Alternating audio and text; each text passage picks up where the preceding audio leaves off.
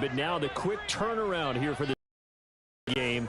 How does that affect approach these short turnarounds?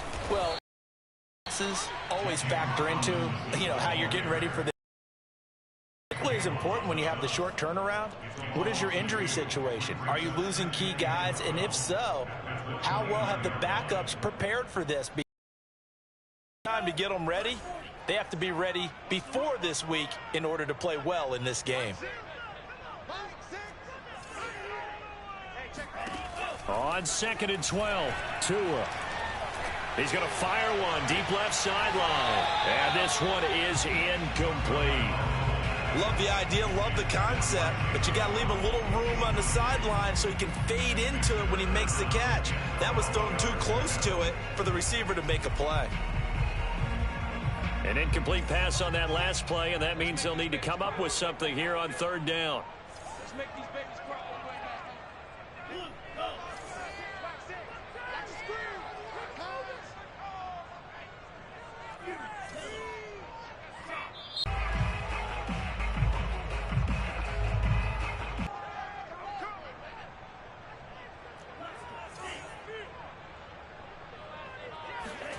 Tua going to throw. That's complete to his tight end, Mike Gesicki.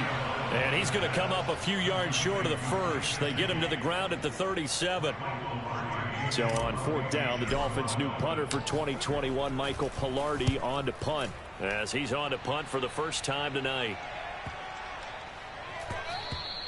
And that'll hit at the 5 and go into the end zone for a touchback. At their own 20-yard line. The Raven offense set at the line for this next drive. As mentioned, this one of the hottest teams in the NFL, riding that winning streak into this one. But now playing here on Thursday night, do you think that this helps or hurts their momentum? Well, ordinarily, I'd say it hurts the momentum because now you get that short week. But when a team's playing as well as they are, it actually allows them to down focus and only worry about themselves and less about their opponent. So when you're playing well, you just worry about the things you're doing well and let the opponent deal with that.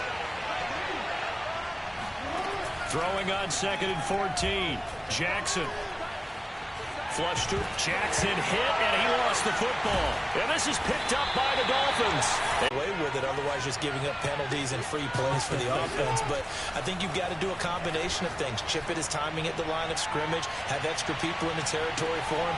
And that is going to be pulled in one-handed. Wow. Touchdown.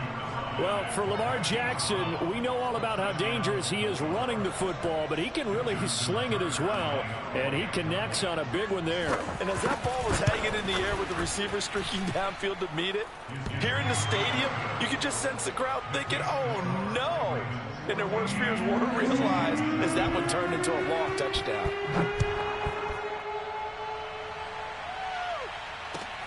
This will be fielded inside the 5. And he takes this near.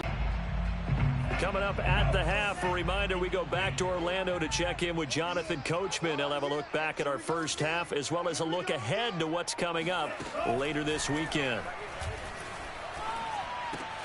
Tua's throw going into the 35. A big play there for the Dolphins. We know play callers can be very creative in this game today, but sometimes when they've got receivers with speed like this, they don't need to design incredibly complex calls. Sometimes it's just get the ball in his hands and let him do his thing. In a sense, less can become more, and it was right there. Meanwhile, Tua's throw taken in here by Fuller. And he is out of bounds inside the 30. Give him 9 there on the first down completion.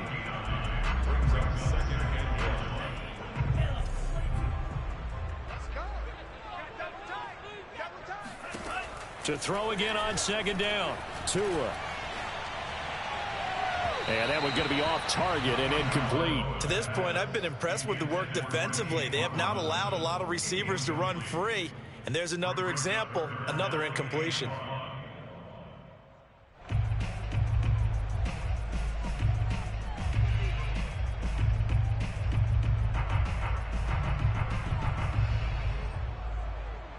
Heavy set out there on 3rd and 1.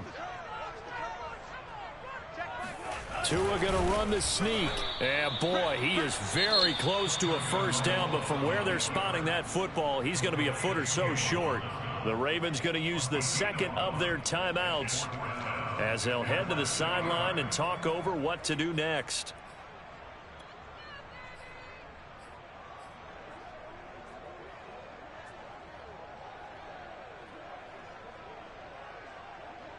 The field goal unit's going to stay put on the sideline. They're going to go on fourth down here.